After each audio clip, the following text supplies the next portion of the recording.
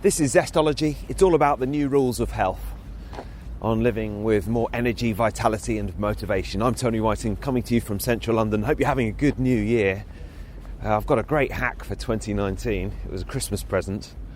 I'm aware that sometimes on this podcast, many of the featured hacks they can cost quite a lot, can't they? They can involve super advanced gadgetry, maybe involve going to a retreat or something like that. But, some of the best hacks cost virtually nothing. And this one is possibly one of the most effective of the lot. It's a simple bit of kit. Doesn't cost much. Takes us back to a more primal way of, how can I put it, squatting. Yeah, my girlfriend Faith gave me a squatty potty for Christmas. And just Google it if you haven't heard of a squatty potty. It might sound silly, it might sound ridiculous, but without going into too much detail, it really works. It's pretty good. There's more on my website. Or Google it, be fine.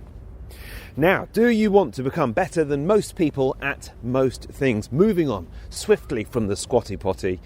Today's podcast interviewee is author Pat Flynn, and he has a philosophy he calls generalism. He says it's better to be better at many things, not best at just one. And then from there you can combine abilities to create a competitive advantage at anything you want. So you start to become generally quite good at a lot of things, and then because you've got a kind of quite good skills in many areas, you stack your skills on top of each other and you become really good at almost everything. He's better at explaining it than I am. And the question really is, how do we become better at almost everything? That is the theme of Pat's book, so I asked him that question.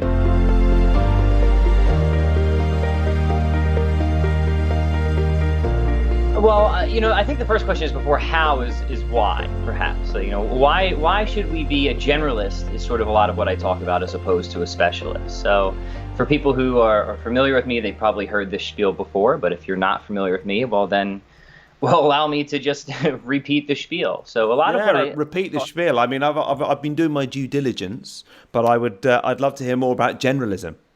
Yeah. So, to me, the idea is I've never been somebody who's been the best in the world, Tony. And believe me, I've tried to be really good at a lot of things. And a lesson I learned fairly early on in life, and I'm looking at my guitar right now. And my guitar was one of the first places I learned that lesson, was that I could put in 8 hours of practice a day, serious practice, and still not quite be in that top 1%, if you know what I mean. There was something missing there that I just didn't have, and it wasn't work ethic. And then I would also realize, as I became better and more proficient at the guitar, more virtuosic, that the person who got the most attention wasn't necessarily a better guitar player than me, but they had skills that I didn't have. For example, they could also sing. They had good stage presence. So I may have been, throw an arbitrary percent, an 80% better guitar player on a purely technical level. But it was because that they were able to combine and stack other skills. They were more of a generalist, that they got more of the attention that me, trying to be a specialist, wanted to begin with. So that's sort of a little bit of my background of how this idea came to mind. And then when I eventually came to start my own business, I realized, well, this is absolutely true. I first started to sort of make myself known and make income online in the fitness industry. And people would ask me, well, Pat, you're not the biggest dude. You're not the strongest dude. You're not the leanest dude. You never won any bodybuilding competition. But, to give myself some credit, I'm generally very strong, lean, mobile. I've got a good, assessment of qualities going on. You're just not the most. But I'm not the most. But I'm good at other things. So I'm good at writing. I'm good at communication. I'm good at advertising. I'm good at marketing. I'm good at persuasion. Again, not the best in the world at any of these things. But it's been the combination and the stacking of these skills that's allowed me to sort of get ahead and make my way in life and have the kind of success that I'm looking for, despite the fact that there are tons of people that are better than me at any one of these things, but might be struggling because those are the only things that person has focused on. So I kind of gave you like a very condensed history of possibly my entire business life and career, but I'll throw that your way. Well, it's quite interesting, isn't it? Because I mean, I think what in this day and age, one of the pieces of advice that I hear again and again is there's so many people out there who want to do X, Y, and Z. In my industry, for example, I'm a TV presenter here in the UK. I'm a sports presenter, and there's a million people who want to be sports presenters. Well, maybe not a million, but quite a lot, and not that many who want to be specialists in tiddlywinks TV presenting, for example. So the advice is often, well, get a niche, get more of a specific niche. Are you saying the opposite to that? Yeah, I'm kind of saying the opposite. So I would qualify it in the sense when I think people think of a niche, they often think of trying to serve like a little tiny subset of a market that somebody else hasn't tapped into. I would go much broader than that. I would say find a market that actually is a market that people are spending money in. Fitness, for example. But then have a unique set of skills and qualities that allows you to sort of stand out in that enormous market, if that makes sense. So you take a big market, a proven market, and there's no shortage of those. So rather than going for a market that may not be proven, I think the biggest mistake people can make in business is try to invent a market. If a market isn't there, it's probably not there for a reason. Somebody tried and it failed. So what you want to do instead is go to a market where there's clearly customers, there's interest, there's demand, and figure out, well, what type of unique positioning can I offer? So I'm in fitness, which is a huge market that's by no means niched, but I'm offering something unique. So I'm saying, okay, if you want to be a power lifter, I'm not your guy. If you want to be a bodybuilder, I'm not your guy. But if you want to be really generally physically prepared, capable of and ready for almost everything, then I'm your guy. So I have a unique message in an otherwise very broad market. So if you frame it like that, it's not, somebody might say, well, that's what I meant by niching. If so, then sure, I agree, right? Yeah. But I think a lot of times that isn't what people mean. So generalism is what we want to do. So we want to be better at almost everything. The first thing to do is what? Well, the first thing to do is get clear on your goal. What do I want to achieve in life? So I'm talking to a lot of business owners and entrepreneurs, and especially a lot of younger entrepreneurs who really want to start to take advantage of the opportunities online specifically. People who want to be podcasters or whatever. There's a lot of, now is a great time to live for entrepreneurs. And it constantly shocks me how few people are taking advantage of the opportunities that we have because of the internet to bring their skills out in the world. So then you got to kind of think about, well, here's something I really like. Here's something I'm really interested in. And then how can I serve people with whatever this thing is? So I'll kind of fall back on mine, which would be fitness. And certainly there's a demand for that, right? But then there's gaps. There's gaps there that need to be filled with other skills. And then what you need to think about are what are the other skills that I need to, say, attract the attention of potential customers? What are the skills that I need to persuade people that I'm the best person to do the job? The skill of persuasion, which I realize that you spend a good amount of time on in NLP. That's something that I very much promote. Great. Learning those skills. So that's a simple, very simple example of generalism or skill stacking that I talk about. If you forget about trying to be the best at fitness, but you still get really good to great at it, but then you just spend a little bit of time learning some NLP, for example, some persuasion techniques, and you put those two together, you're going to have far more success, and success a lot more quickly than if you just tried to outcompete everybody else by trying to be bigger, stronger, leaner, faster, if that makes sense. Yeah. So it's hard to say what exactly everybody should get good at, because you always have to start kind of with the end in mind. Where do I want to go? I'm speaking to a lot of business owners. So there are some certain meta skills, I would say, persuasion being one of them, clear communication abilities as well. And then making sure that you do have that base of whatever you're passionate about, that you can start to stack and layer skills on top. Yeah, and one of the reasons I was looking forward to talking to you is because talking about how to be better at almost everything, there's a lot of things that I want to be better at. I often play table tennis with my friend James on an outdoor ping pong table at the end of the street. I definitely want to be better at that because he beats me slightly more than I beat him.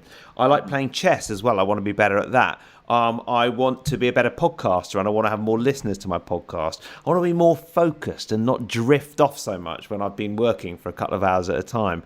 Can I do all these things using your skills? Yes, I think so. And there's a couple different ways that I would want people to think about this. And the first thing that I make very clear in my book and sort of when it comes to being a generalist is a good generalist is at first a short-term specialist. You don't get good at everything by trying to do everything at once. You need to spend time focusing in on maybe just one or two areas at a time and just driving that skill to the ground to get it to whatever level you need. And then the cool thing about skills is they're sticky, most of them, right? So it takes far less time and energy to maintain a skill than it does to develop it in the first place. So again, think the guitar, right? It takes me years to become a good proficient guitar player, right? Maybe I practice 8 hours a day, but now I can pretty much maintain that skill with around 20 to 30 minutes of practice a day. I might not be 100% of what I used to be, but I can stay within a very certain acceptable range for me. Same thing with strength. Fitness takes a lot of effort to first get in shape, but then we can dramatically cut volume and maintain that with far less effort, far less time, energy. So the approach that people should take to skills is this idea of kind of surging and maintaining. You're going to surge in maybe 1-2 directions at a time, try and really tackle that skill, go all in on that thing while still just maintaining everything else. And the things that you maintain, they might slightly improve, they might stay exactly the same, they might even fall back a little bit. But that's okay because you can always bring a skill back up again later. So I think the mistake people make is thinking that I'm just going to do everything at once. I think that's impossible. Rather, what you need to do is you need to focus in, drive a skill up to a point that it needs, say, okay, I'm good with this. This has done the thing that I need it to do. I'm going to maintain that, and now I'm going to focus on something else. So to be a generalist is to be a short-term specialist. It's something that you build over a course of time. And if you were to kind of take a snapshot of the life of a good generalist at any one point in time, it would look like they're specializing. Right. Okay. So if I've got my list of chess, ping pong, podcasting, and kind of concentration, do I need to pick one of those, or can I pick all four? Well, one at a time. So some I would have to do some research on because I'm just not sure about this or that. But some goals are mutually compatible. You can pursue them simultaneously, for example. A lot of goals are mutually compatible. You might want to have a priority over one or the other. Some goals are mutually conflicting. So in fitness, for example, it's hard to want to gain a lot of muscle and lose a lot of fat at the same time. But we can totally recomposition if we focus on one for a while, maintain the other, and then switch. So you kind of have to assess each skill and say, okay, does it make sense to try and pursue these things at the same time?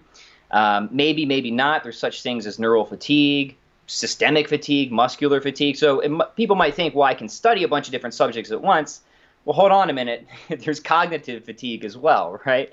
So there's a lot of different considerations there. But other skills like meditation, things like that, respond well to a very high frequency, but you don't need a huge amount of dose at any one time to get benefit from it, if that makes sense. Well, and certainly this, you talk about skill stacking. Meditation is going to help with chess, and concentration is going to help with ping pong.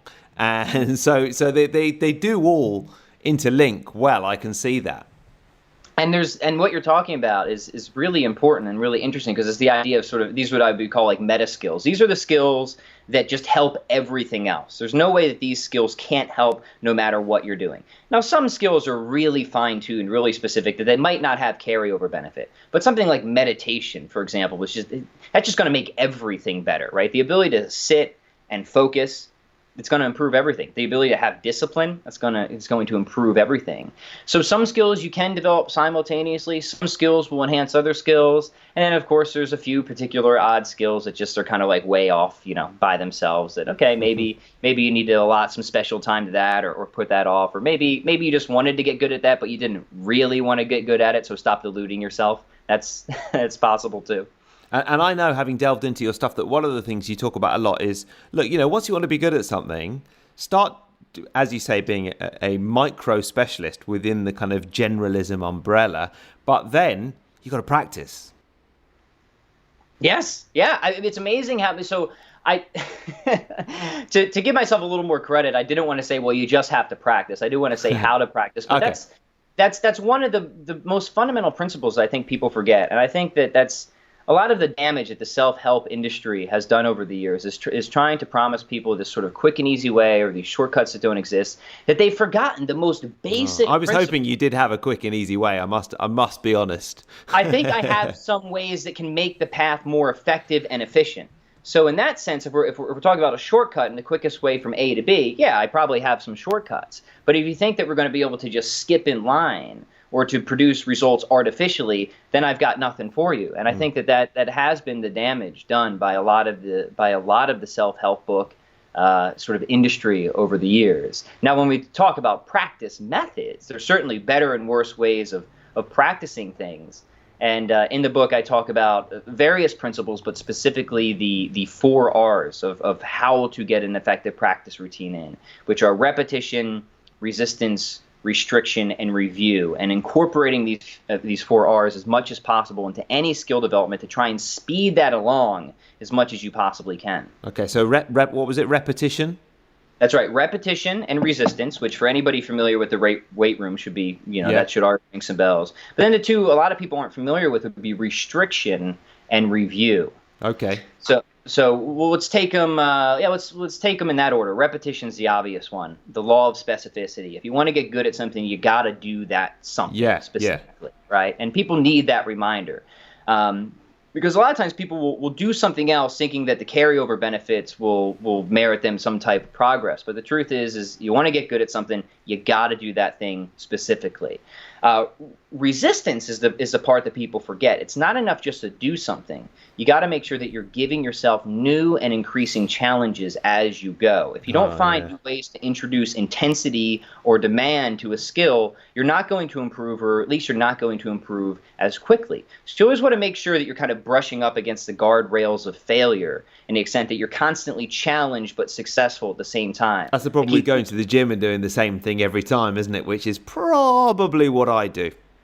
Well, and look, a lot of people fall into it. So, like, good that you have the repetition. Like, you're kind of greasing the groove, so to speak. But if you want to push to that next level, it's the law of imposed demands, right? Your body will respond to the challenges you give it, at least if you keep feeding it those challenges. So if you keep doing the same thing that you've been doing, you should expect some pretty stagnant results. You have to figure out, how do I introduce a novel stimulus into whatever thing I'm trying to get better at? Now, in weightlifting, it's not always necessarily adding plates to the bar. We can increase volume, density, frequency, duration. There's a lot of ways to make something more challenging and increase results, but we have to do that in some way. Same thing, I keep peering at my guitar, right? At some point, I got to click that metronome up. I got to learn a more tricky passage. Writing, at some point, I got to get beyond 300 words a day to 500, to 1,000, whatever it is, or challenge myself in different styles, contexts, narratives, so on and so forth. So the idea with resistance is, once you got the repetition, how are you applying that repetition with a novel stimulus? So, in terms of your own life, you said you'd kind of applied these skills to your own life, and you mentioned the guitar, and you mentioned your career as well. Is there anything else that you've been working on in terms of how to be better at almost everything? Yeah, well, I mean, the biggest things in my life, and sometimes when I think of the term generalism, people will say, oh, kind of like a Renaissance man or a Renaissance woman. I actually think more of the classic philosopher. I actually think more of like an Aristotle, somebody who's out there to try and know and make and do good things. So I think the intellectual tradition, the philosophical tradition, is really important. And that's another meta skill, right? Having good logic, analytic thinking makes everything better, right? It makes your writing better. It makes your communication skills better. So that's something that I work very hard at, that I study a lot with. The biggest skills to me in my life, both past, present, and future, are writing, communication, philosophy. My formal training is in economics and finance. That's where my degrees are. Music is in my background, and then all the important business skills, right? Yeah. Persuasion, advertising, analytics, copywriting, all those things. So if you were to kind of like unpack my skill stack, that'd probably be the first 10 that spring to mind. Yeah, and then so something like writing, for example, then it's the same process. It's the 4 R's. It's the repetition and the resistance and the other ones that I can't quite remember. Yeah, so restriction and review. So I'll give you an example. Restriction. The idea of restriction is kind of pluck off or flick away a certain variable that you might be relying on too much to force creativity or growth in an area that you're neglecting. So in music, again, I'll keep kind of deferring back to this because this is where a lot of the lessons we'll learn. My guitar instructor used to make me play with just my pointer finger, right? Because he knew that I love being speedy. I love being virtuoso. Right. So he would say, you know what, you can only use one finger now. So he would restrict what I could do, and that forced me to play more melodically. It forced me to use more space between notes. So it made me a better player overall through the use of restriction. Fitness. Can you make yourself stronger with the same weight, right? Say you only have one 24-kilogram kettlebell. Can you make yourself absolutely stronger and better conditioned with that fixture? Now, in an ideal scenario, you won't have restrictions on all the time. There's sort of a learning tool, a way to kind of grow in one particular area, but very important. And then the fourth R is review. And this works in two ways. One, there's self-review, which is incredibly important. So as a podcaster, listening back to your tapes. Yeah. Am I using too many ums, which I probably am, right? Things like that. Trying to become aware of the things that you're not aware of in the moment of practicing or creating, right? In exercise, filming your movements, your techniques, in writing, editing, in music, recording your music, listening back. And then even beyond that, and arguably more importantly, is having some type of coach or mentor, some type of external review process. And if you want a shortcut, like the quickest shortcut, having somebody who's already been there and has gotten other people there, I hate to say that ultimately my book reduces to get a good coach, but I would be misleading people if I didn't say that was a really important part of the improvement process. Yeah. It is, isn't it? I mean, the difference when you get a trainer in the gym, for example, it makes you stay longer, it makes you work harder, it gives you different ideas, often it makes you enjoy it more, and everything just works better. It really is a good idea to have a coach. It's actually a really good way to spend your money, isn't it? To find experts to teach you things. Yeah, people sometimes will use that as an objection, Tony. They'll say, well, a coach is expensive, but I think what they don't realize is, what is the cost of not reaching your goals? What is the cost of not succeeding? And maybe that cost is whatever the extension is by the 2 years that you would have done it sooner, or the 5 years. But for some people, it's never at all. What is the cost of that? And I think when you start to weigh out those opportunity costs, right, then a coach starts to look like a very wise investment. In fact, yeah. So yeah, good coaches can be expensive, but the amount that they can save you long term if you follow through on their advice is. I mean, I have always had coaches. Fortunately, when I started getting serious about life and getting better at things, I still have coaches now. I hopefully will have coaches for as long as I'm still around. So yeah. Okay, so how to be better at almost everything, and anything. We become a generalist. We become better at many things, and we combine our abilities, and so then we start to stack our skills.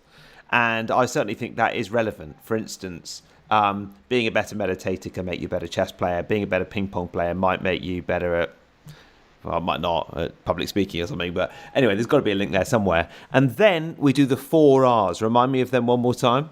Repetition, restriction, and review. And I would say, yeah, the ping pong thing is funny because that you mentioned public speaking, because as a young guitarist, getting in front of people on the stage eventually led to me being comfortable talking to people on the stage. So I think you have a good connection there. Yeah, maybe, yeah.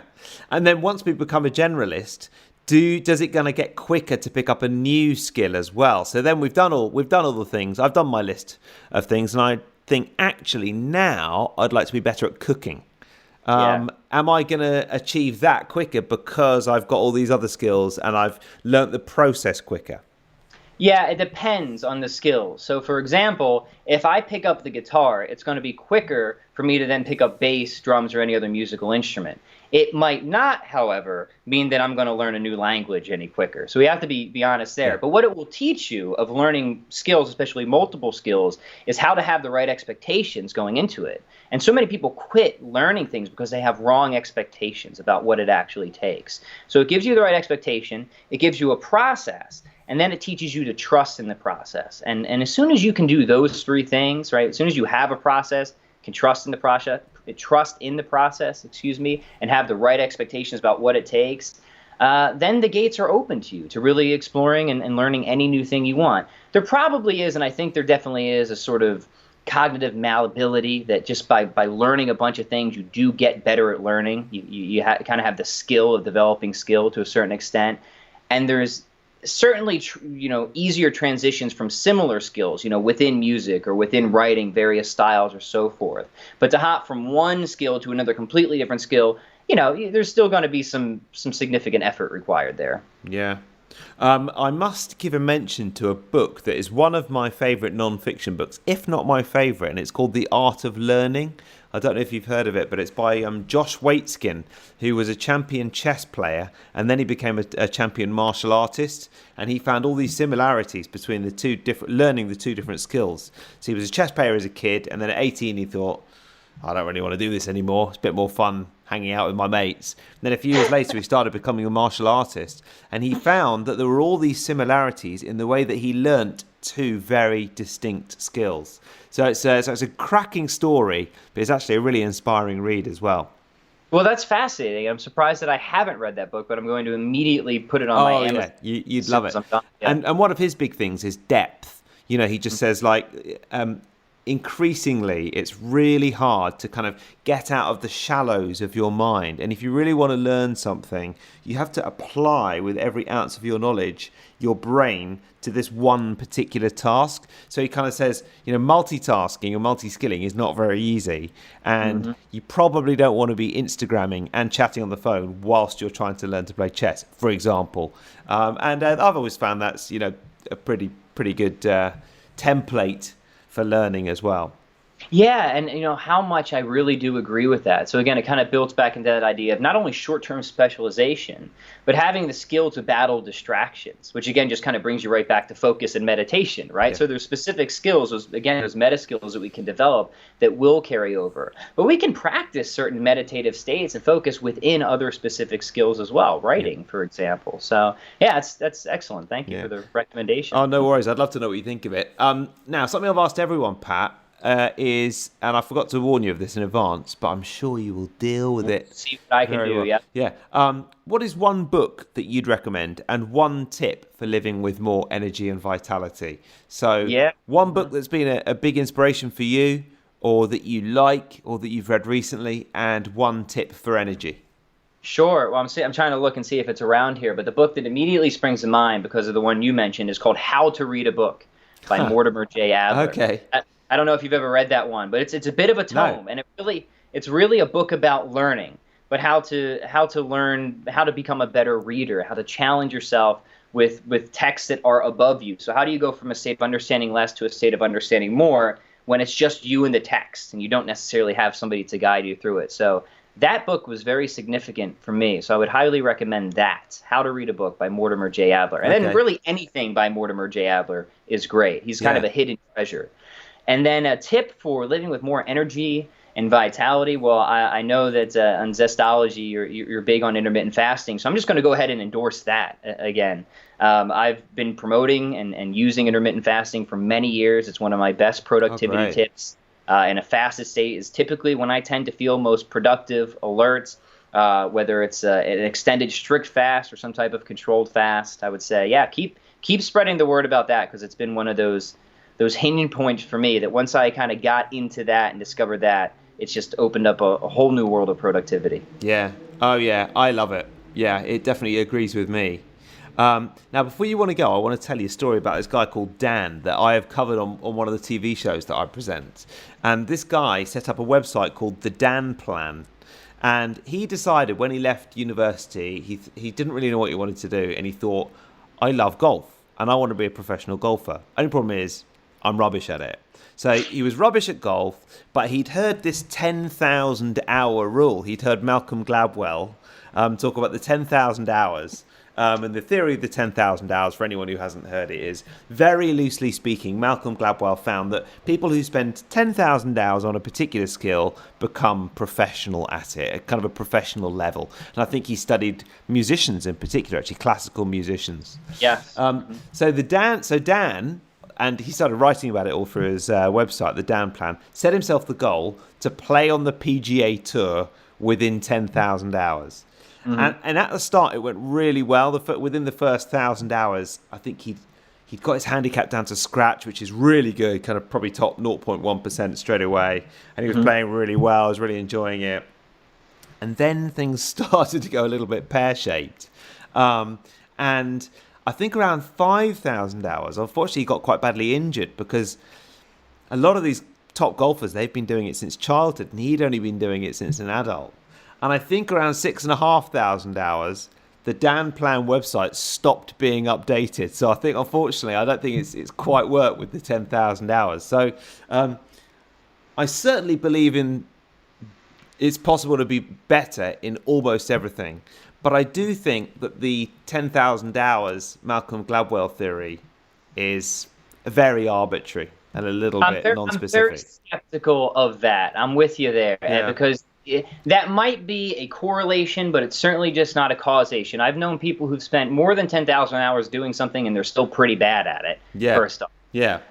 And I know people who've spent less than 10,000 hours or something and are actually quite phenomenal at it. So you gotta look at the person, where they're coming from, when they started, but also how are they practicing as well. I mean, if you spend 10,000 hours being ineffective and inefficient, you're going to have a really bad outcome, right? But if you spend 2,000 hours being as effective and efficient as possible, you'll have a much better outcome. That's true. Yeah, I think his plan was, if he would have achieved poor old Dan. Poor old Dan. But I mean, trying to be he needed to meet you, didn't he? And that actually might have helped. It certainly could have helped, but I think part of what I try to do, to help people is like, look, if you want to be a professional golfer, like, that's it. You got to hardcore specialize, but you also got to hope that you pick the right parents and you got started really early, right? Yeah. And the truth is that's not available to most of us. And I did get started on skills very early, and I worked very hard and realized, not only wasn't that still enough to kind of edge me out, in that like 1% of 1%, but it also wasn't necessary for me to attract the kinds of things I wanted in my life as well. So if people always think about those professional athletes, and to the person who wants to be a Michael Phelps, I have very little to say to that person. So what I'm trying to say is there's a different way ahead. There's a different way to find success. You don't have to try and model that 1/8 of 1% in the world. That not even a fraction of that, even of those types of people. Yeah. Well, I feel very inspired, and I'm going to go and pursue generalism in my life. Pat, thank you so much for coming on Zestology. Where can people find your book and all your work and everything that you do? Yeah, Tony, well, the site to go for the book is howtobebetterbook.com. So that's pretty easy to remember, howtobebetterbook.com. And everything me is on my website, chroniclesofstrength.com.